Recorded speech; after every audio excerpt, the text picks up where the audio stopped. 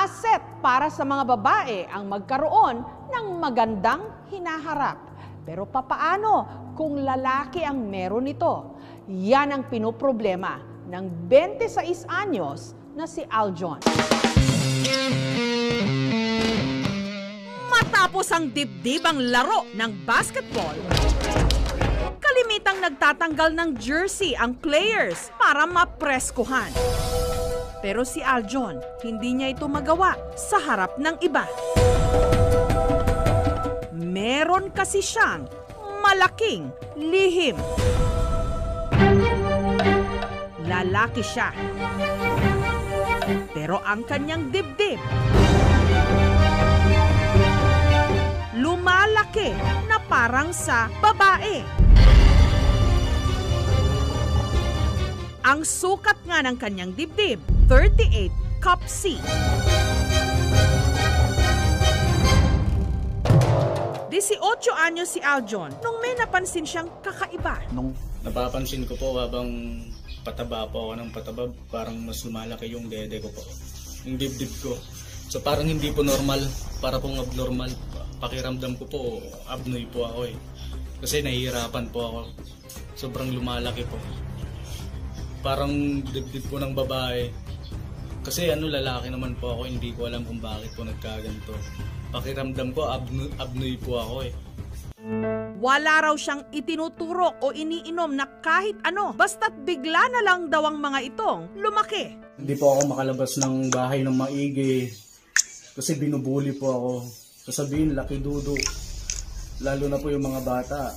Akala nila babae po ako. Tapos one time po, bumibili ako ng fishball. Yung tendera merong sanggol.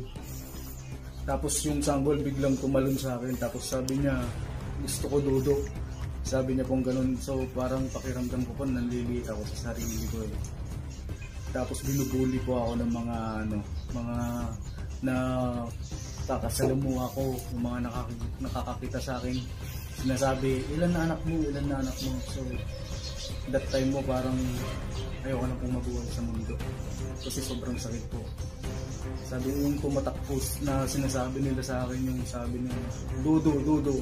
Hanggang sa yun na yung tawag nila sa akin, si Boy Dudo, Boy Dudo, Boy Dudo, Boy Dudo. Parang naririndi na rin po ako. Sobrang hirap po. Hoy, Tomboy, laki dudo mo ah.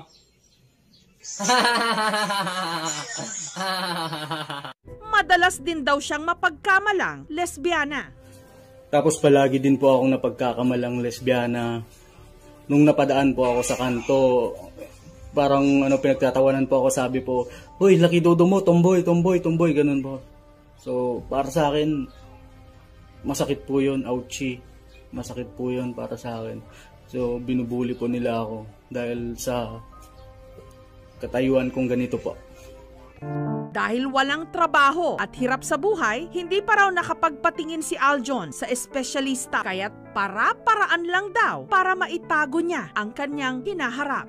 Nagpapayat po ako pero wala rin, useless din po eh. Kasi parang sumeksing tomboy lang din po yung tingin sa akin ng mga tao. Kasi yung dudo ko po nandun pa rin eh. Parang sumeksi lang po ako, pumayat ako, pero yung dudo ko mas lalong lumaki. Mas nagflex pa po. Kaya hindi ko na rin po tinuloy.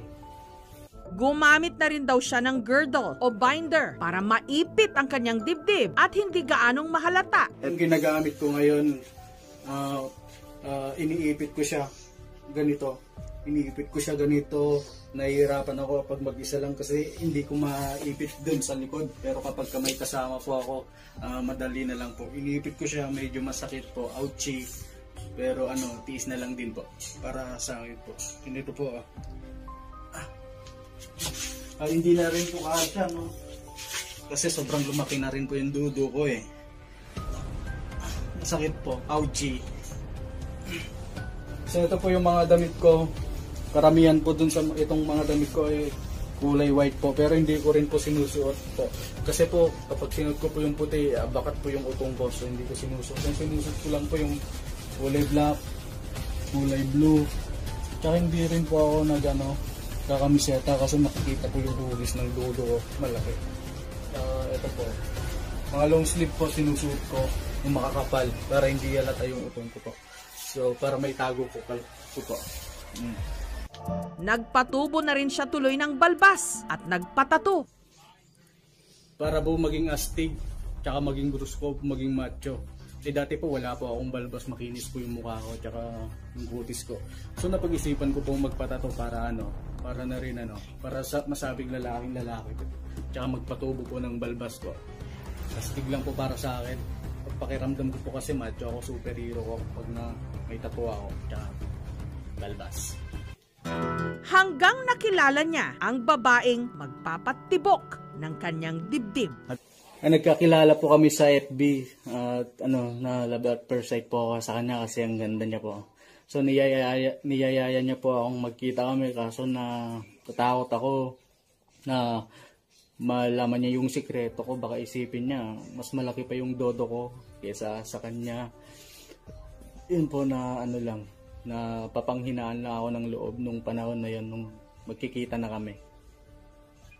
Nag-chat siya, tapos in-entertain ko hanggang sa araw-araw na nag-chat na kami. Umabot ng 2 buwan, tapos sabi ko gusto ko na makipagkita, ganyan. Ayaw niya.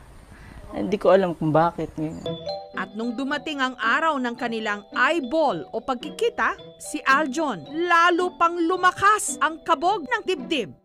Para pong nagulat sa akin, sabi niya po, kala ko macho ka, bakit may dudo ka?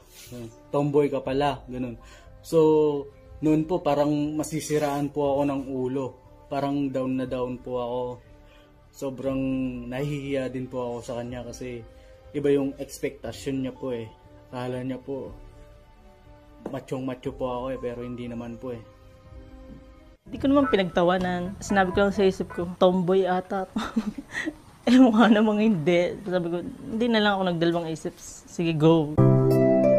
Pero tinamaan daw talaga sila sa isa't isa. Gaano man kabigat ang dinadala ni Aljon, gumagaan kung sila'y magkasama.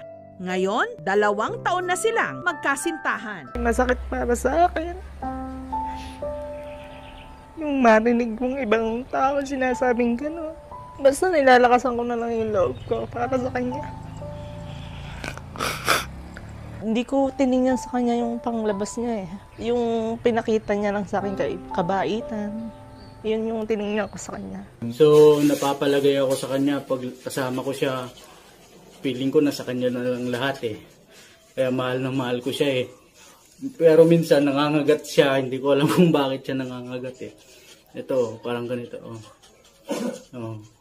May gusto kong sabihin. Siya talaga yung conscious sa sarili niya. Pero sa akin, wala naman. Kaya pinapayuhan ko na lang, hayaan mo na lang. Tumayo ka ng ayos. Maging confident ba kumbaga. Maraming salamat sa iyo, Be. So, yung mga binibigay mo sa akin, pinapalitan ko na lang ng pagmamahal. Po kasi, late po kasi ako magising. So kapag tanghaliin na po akong magising, siya po yung nanggigising sa akin, dinidilaan niya ako. So nagigising po ako. At minsan po tinatahulan niya po ako para magising lang po ako. So, nun salamat sa iyo, Be. Mahal na mahal kita. Love na love kita. Max. Thank you. Ang tanging mahihiling na lang daw ngayon ni Aljon, mapatignan ang kanyang kondisyon. Gusto ko pong patingin, gusto kong matanggal, gusto ko rin pong lumaki ng normal, yung hindi po ako nahihiya, yung wala pong nambubuli sa akin, wala pong tumatawag sa akin ng boy dodo, yung normal lang po, hindi abnormal, hindi abnoy. Gusto ko lang po yung maranasan yung normal, yung walang bully, walang mapangutya. Kaya sinamahan siya ng aming team sa isang espesyalista.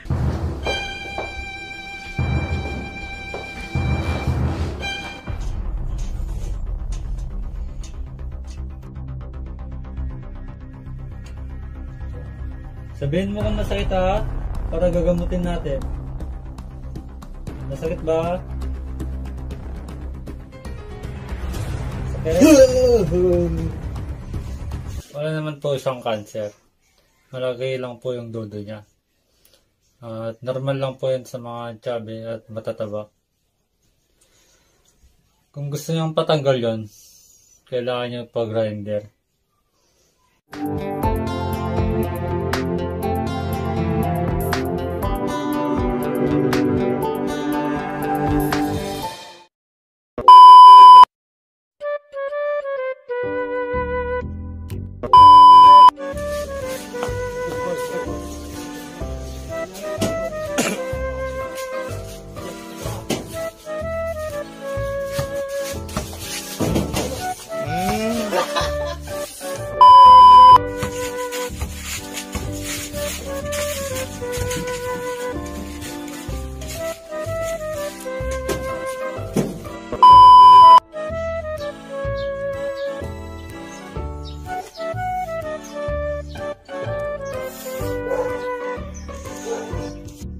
Taka lang, ah.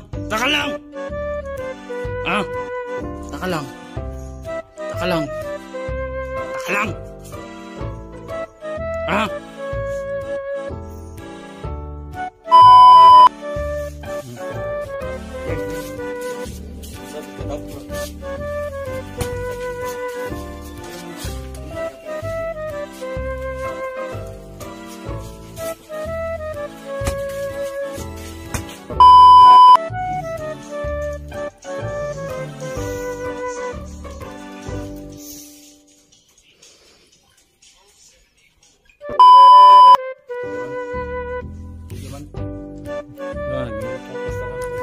Nangis ka.